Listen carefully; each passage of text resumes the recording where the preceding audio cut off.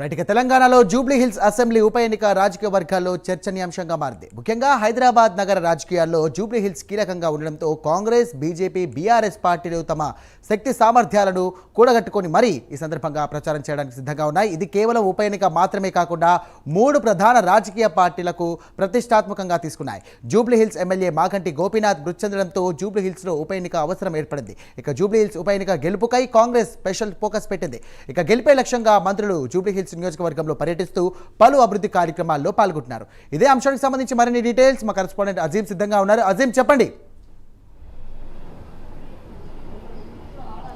జూబ్లీహిల్స్ ఉప ఎన్నికల్లో కాంగ్రెస్ పార్టీ అధికార పార్టీ కావడంతో ఏదైతే ఆశావాహుల సంఖ్య రోజు రోజు కూడా పెరుగుతూ పోతుంది. ఒకవైపు ఇప్పటికే అధికారంలో ఉన్నటువంటి కాంగ్రెస్ పార్టీ అక్కడ ఇన్ఛార్జిగా అటు 3 మంత్రులను కూడా నియమించింది. అలాగే డివిజన్ల వారీగా కూడా కార్పొరేషన్ చైర్మన్ కూడా నియమించింది. పలు అభివృద్ధి కార్యక్రమాల్లో ఇప్పటికే మంత్రులు పొన్నం ప్రభాకర్, తుమ్మల నాగేశ్వరరావు, మంత్రి వివేక్ అందరూ కూడా ఏదైతే రోజువారీగా కూడా పర్యటిస్తూ అక్కడ అభివృద్ధి కార్యక్రమాల్లో కూడా పాల్గొంటున్న నేపథ్యంలో తెరపైకి వస్తున్నటువంటి ఆశావాహుల సంఖ్య అయితే రోజు రోజు పెరుగుతుంది. మొదటగా 2023 అసెంబ్లీ ఎన్నికల్లో పోటీ చేసినటువంటి అజారుద్దీన్కే టికెట్ వస్తుంది, అతనే మొదటి రేస్లో ఉంటాడు, టికెట్ రేస్లో అనుకున్నారు. కానీ అనూహ్యంగా ఏదైతే అజారుద్దీన్కి ఎమ్మెల్సీ ఇచ్చి పక్కకు పెట్టడంతో ఇప్పుడు ఉన్నటువంటి ఆశావాహుల సంఖ్య కూడా రోజు రోజు పెరుగుతుంది. ప్రస్తుతం ఈ రోజు కూడా ఏదైతే జూబ్లీహిల్స్ ఉప ఎన్నికలపై కాంగ్రెస్ పార్టీకి సంబంధించిన సీనియర్ నేత, మాజీ ఎంపీ, ప్రస్తుతం వర్కింగ్ ప్రెసిడెంట్గా ఉన్నటువంటి అంజన్ కుమార్ యాదవ్ కూడా హాట్ కామెంట్స్ చేశారు. నాకంటే లోకల్ ఎవరు కాదు, నేనే లోకల్ని, సో టికెట్ నాకే ఇవ్వాలి, అలాగే మంత్రి పదవి కూడా ఇవ్వాలి అని చెప్పి కూడా ఏదైతే తను కామెంట్ చేయడం కూడా జరిగింది. మనం చూసుకున్నట్టయితే మంత్రి పదవి కేవలం ఇక్కడ జూబ్లీహిల్స్ ఉప ఎన్నికను అధికార పార్టీ కేవలం ఒక ఉప ఎన్నికగా చూడడం లేదు.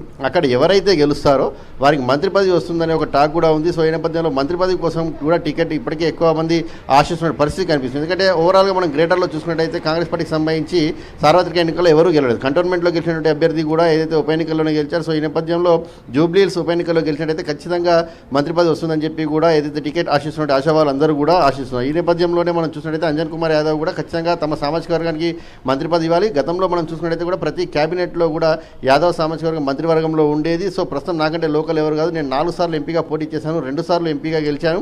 గెలిచినటువంటి సమయంలో జూబ్లీహిల్స్ నియోజకవర్గం కూడా నా ఎంపీ పార్లమెంట్ పరిధిలో ఉంటుంది. అనేక అభివృద్ధి కార్యక్రమాలు చేశాను. అటు గుడి, చర్చి, మసీద్ అని తేడా లేకుండా అన్ని వర్గాలకు సంబంధించిన ప్రజలకు కూడా నా సొంత పైసలు నిధులు ఖర్చు పెట్టి కూడా చేశాను. కాబట్టి తనకే టికెట్ ఇవ్వాలని చెప్పి కూడా ఇది డిమాండ్ చేస్తున్నారు. మరొక వైపు కూడా అంజన్ కుమార్ యాదవ్ మాట్లాడుతూ కూడా 3 ఇయర్స్ కంటే అంటే పార్టీలో ఇప్పుడు టికెట్ ఆశిస్తున్నారు ఎవరైతే ఉన్నారో వారు పార్టీలో చేరి కనీసం 3 ఏళ్ళు కూడా అవ్వట్లేదు. సో దాని సీనియారిటీ ప్రకారం చూసుకున్నా కానీ మేమే ఉన్నాం. పార్టీ కష్టకాలంలో ప్రతిపక్షంలో ఉన్నప్పుడు కూడా అటు గ్రేటర్ అధ్యక్షుడు పదవి చేశాను, వర్కింగ్ ప్రెసిడెంట్గా చేశాను, ఎమ్మెల్యేగా పోటీ చేశాను, ఎంపీగా పోటీ చేశాను. నా కొడుకు యూత్ కాంగ్రెస్ నుంచి కూడా కష్టపడి పనిచేశారు. యూత్ కాంగ్రెస్ కూటాలోనే నా కొడుకుకి ఏదైతే ఎంపీకి రాజ్యసభకు సంబంధించినటువంటి సీట్ వచ్చింది. సో ఈ నేపథ్యంలో తన సామాజిక వర్గానికి తమకు సిటీలో పార్టీ కోసం కష్టపడుతున్న తమకే ఇవ్వాలని చెప్పి కూడా అంజన్ కుమార్ యాదవ్ కొంత హాట్ కామెంట్స్ కూడా చేయడం కూడా జరిగింది. అటు ఢిల్లీ పెద్దల్ని కలుస్తాను, అలాగే ప్రస్తుతం ఉన్నటువంటి పీసీసీని, సీఎంని కూడా కలిసి దానికి టికెట్ కేటాయించాలని చెప్పి కోరుతాను, ఇప్పటికే ప్రచారం చేస్తున్నట్టు కూడా అంజన్ కుమార్ యాదవ్ చెప్పారు. ఇక మరోవైపు లోకల్గా ఉన్నటువంటి నవీన్ కుమార్ యాదవ్ కూడా టికెట్ కోసం తీవ్రమైనటువంటి ప్రయత్నాలు చేస్తున్నారు. తనకి టికెట్ వస్తుందని చెప్పి కూడా ఆశిస్తున్న పరిస్థితి మనకు కనిపిస్తుంది. రైట్ అజీం, చూసుకున్నట్టయితే కాంగ్రెస్ పార్టీ మునిపెన్నెలు లేని విధంగా కూడా 3 మంత్రులను కూడా ఆ నియోజకవర్గానికి సంబంధించి కూడా ఒక బాధ్యతలు అప్పచెప్పింది. ఇటు పొన్నం ప్రభాకర్ కానివ్వండి, తుమ్మల నాగేశ్వర్ కానివ్వండి, తదితర వివేక్ వెంకటస్వామి కానివ్వండి, 3కి బాధ్యతలు అప్పచెప్పారు. వారైతే విస్తృతంగా పర్యటిస్తున్నారు, కోకొల్లలుగా అభివృద్ధి పనులు కూడా చేస్తున్నటువంటి పరిస్థితి నెలకొంది. కానీ ఇదంతా కూడా ఒక ట్రాప్ అంటూ కూడా బీఆర్ఎస్ పార్టీ కూడా దీనికి సంబంధించి కూడా ఆరోపణ చేస్తుంది. ఖచ్చితంగా కూడా ఈ యొక్క ఉప ఎన్నికల్లో ఖచ్చితంగా బీఆర్ఎస్ పార్టీ గెలిచే అవకాశాలు ఉన్నాయని చెప్పేసి కూడా వారు ధీమా వ్యక్తం చేస్తున్నారు. దీని ఏ విధంగా చూడొచ్చు అంటారు? ఖచ్చితంగా బీఆర్ఎస్ పార్టీ ప్రధాన ప్రతిపక్ష పార్టీగా ఉంది. అక్కడ సిట్టింగ్ ఎమ్మెల్యే మాగంటి గోపీనాథ్ అకాల మరణంతోనే ఏదైతే ఉప ఎన్నిక ఏర్పడింది కాబట్టి ఖచ్చితంగా తన కుటుంబానికి సంబంధించినటువంటి సతీమణికే ఉప ఎన్నికల్లో టికెట్ ఇస్తారనే ఒకటువంటి వార్తలు కూడా వినిపిస్తున్న నేపథ్యంలో సింపతి వర్కౌట్ అవుతుంది. ఖచ్చితంగా తామే గెలుస్తాం. మనం చూసినట్టయితే 2023 ఎన్నికల్లో కూడా బీఆర్ఎస్ పార్టీకి సంబంధించినటువంటి ఎమ్మెల్యేలే గెలిచారు, బీజేపీ పార్టీకి సంబంధించినటువంటి ఎమ్మెల్యే గెలిచారు, కానీ కాంగ్రెస్ పార్టీకి సంబంధించిన ఒక ఎమ్మెల్యే కూడా గెలవలేదు. సో ఖచ్చితంగా సిటీ ఓటర్స్ అందరూ కూడా బీఆర్ఎస్ వైపు ఉన్నారని చెప్పి బీఆర్ఎస్ పార్టీ ఒకవైపు ఏదైతే చాలా ఖచ్చితంగా తమకే ఆ సీటు గెలుస్తామని చెప్పి ఒక ధీమానైతే బీఆర్ఎస్ పార్టీ వ్యక్తం చేస్తుంది. కేవలం ఉప ఎన్నికలు ఉన్నాయి కాబట్టి ఈ అధికార పార్టీ మంత్రుల ద్వారా ఏదైతే కొన్ని అభివృద్ధి కార్యక్రమాలకు శంకుస్థాపన చేస్తున్నారో అవి కూడా నామమాత్రంగానే శంకుస్థాపన చేస్తున్న విమర్శలు కూడా చేస్తున్నాయి. అయితే మనం గతం నుంచి కూడా చూసుకున్నట్టయితే గత ప్రభుత్వాల్లో కూడా ఉప ఎన్నికలు వచ్చినటువంటి సమయంలో కూడా అధికార పార్టీకే గెలిచేటువంటి అవకాశాలు ఎక్కువ ఉంటాయి, అధికార పార్టీ గెలిచినటువంటి సందర్భాలు కూడా ఎక్కువ ఉన్నటువంటి నేపథ్యంలో కాంగ్రెస్ పార్టీ కూడా ఖచ్చితంగా ఈ జూబ్లీహిల్స్ ఉప ఎన్నికల్లో గెలవాలనే చూస్తుంది. ఎందుకంటే జూబ్లీహిల్స్ ఉప ఎన్నికల్లో గెలిచినట్టయితే వచ్చేటువంటి జీహెచ్ఎంసీ ఎన్నికల్లో కూడా పార్టీకి మరింత బలం చేకూరుస్తుంది. ఒకవేళ జూబ్లీహిల్స్ ఉప ఎన్నికల్లో కాంగ్రెస్ పార్టీ అధికార పార్టీగా ఓడిపోయినట్టయితే జూబ్లీహిల్స్లో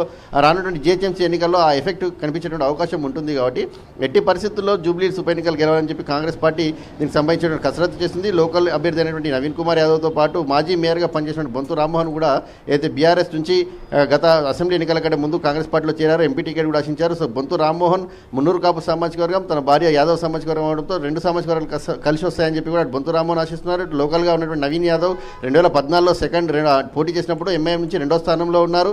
అలాగే వారికి లోకల్లో కూడా మంచి పట్టు ఉంది. అలాగే దీంతో పాటు సిఎన్ రెడ్డి, ప్రస్తుతం రేవంత్ నగర్ కార్పొరేటర్ సిఎన్ రెడ్డి కావచ్చు, 2014 బీఆర్ఎస్ నుంచి ఎమ్మెల్యే టికెట్గా పోటీ చేసినటువంటి మురళీ గౌడ్ కార్పొరేటర్గా కూడా ఉన్నారు.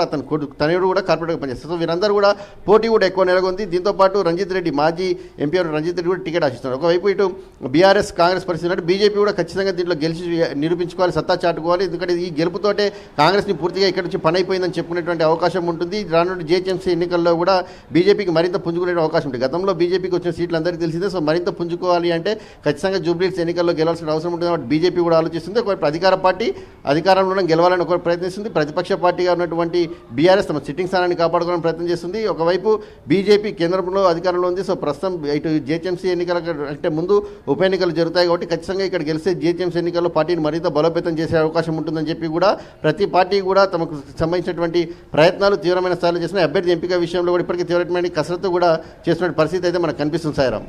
Right, thank you Azeem.